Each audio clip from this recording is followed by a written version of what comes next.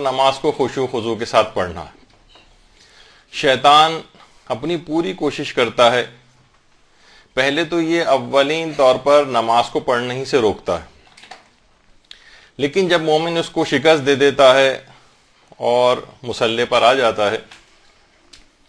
تو پھر شیطان کی پوری کوشش یہ ہوتی ہے کہ اس کو خشوع و خضوع پیدا نہ ہونے دے، شکوک و شبہات ڈالے، خیالات اور وسوسے پیدا کرے،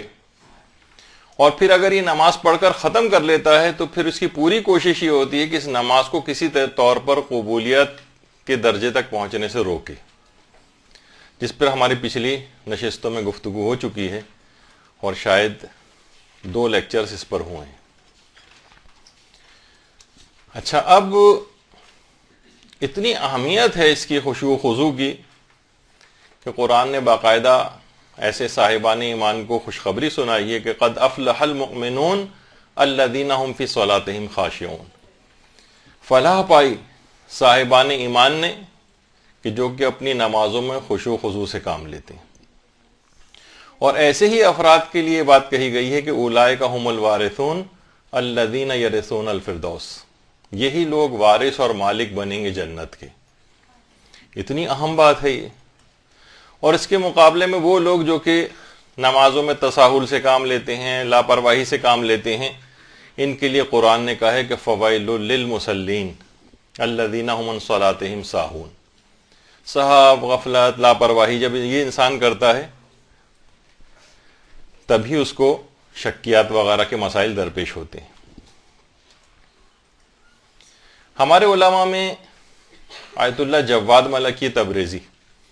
ان کے متعلق آیت اللہ عراقی فرماتے تھے کہ نماز میں ایسی حالت ہو جاتی تھی ان کی کہ جیسے بدن سے روح پرواز کر گئی ہو، ایسی حالت،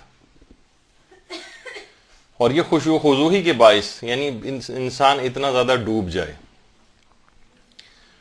اور آیت اللہ مرزا جواد آقا تہرانی، یہ جن کی کمر جھکی ہوئی ہے،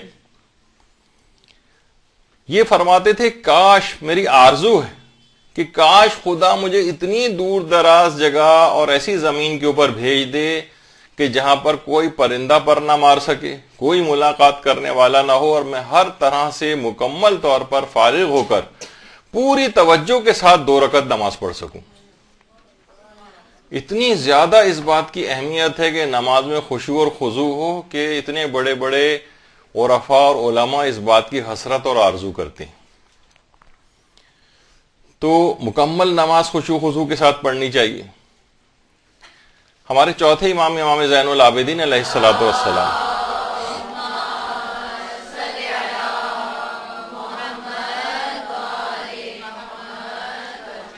اس قدر خشوع و خضوع کے ساتھ نماز پڑھتے تھے، اس قدر خشوع کے ساتھ کہ خاندان کے بچے انتظار کرتے تھے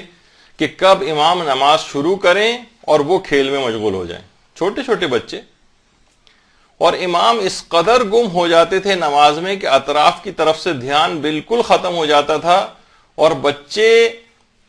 مکمل طور پر اس بات کا انتظار کرتے تھے کہ امام نماز میں مشغول ہوں تاکہ وہ شور وغیرہ مچا کر بھی اپنے کھیل کو کھیل سکیں، کیونکہ امام اس حد تک تمام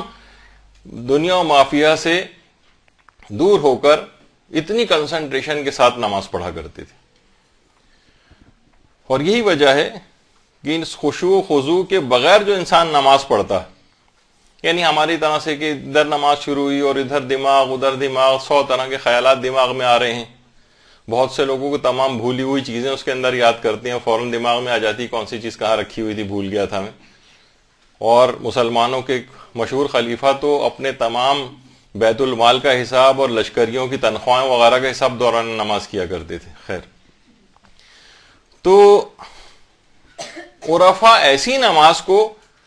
دم بریدہ نماز کہتے ہیں۔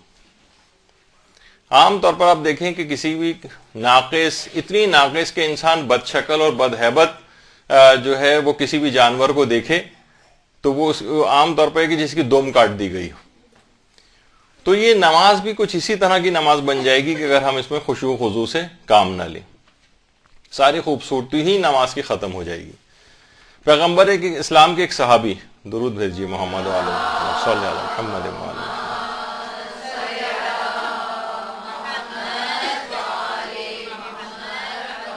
اپنے باغ میں ایک مرتبہ نماز پڑھ رہے تھے تو پرندوں کی چہچہاہٹ جو ہو رہی تھی وہاں پر، چہچہا رہے تھے پرندے، اس طرف اتنے متوجہ ہوئے کہ نماز سے توجہ ہٹ گئی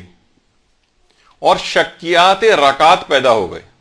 یہ جو آج ہمارا موضوع ہے کہ میری کون سی رکعت میں پڑھ رہا تھا. تو پیغمبر اسلام کے پاس آئے اور آ کر اپنی پوری کیفیت بیان کی کہ یا رسول اللہ، اپنی اس خطا کے جبران کے طور پر میں اپنا پورا یہ باغ راہ خدا میں صدقہ کرتا ہوں،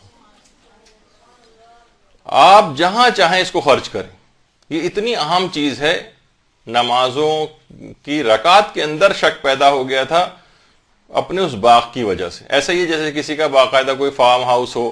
کوئی بہت بڑا سا باغ ہو، اور وہ صرف رکعت کی شک کی وجہ سے کہ میں متوجہ ہو گیا پرندوں کی چہچہاہٹ کی طرف، اس نے مجھے،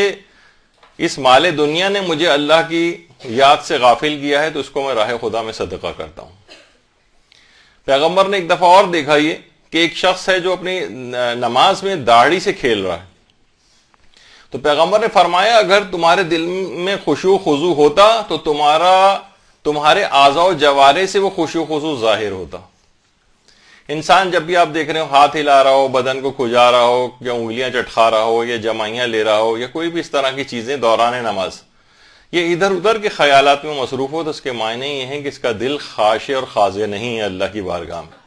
یہ فرار اختیار کیا ہوا ہے اور ادھر ادھر دنیا جہان کے خیالات کے اندر یہ شخص غرق ہے.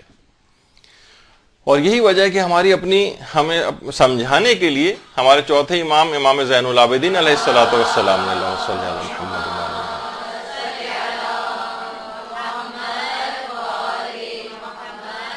دعائے ابو حمزہ سمالی میں، جو کہ ماہ رمضان کے اندر خاص طور پر پڑھی جاتی ہے اور عام دنوں میں بھی اس کو پڑھنا چاہیے، کہ امام فرماتے تھے کہ پروردگارہ نماز کے وقت میرے اندر نشاط پیدا کیوں نہیں ہوتا.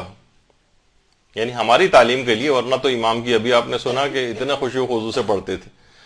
پروردگارہ نماز کے وقت میرے اندر نشاط پیدا کیوں نہیں ہوتا؟ شاید تو نے مجھے اپنی بارگاہ سے نکال دیا ہے،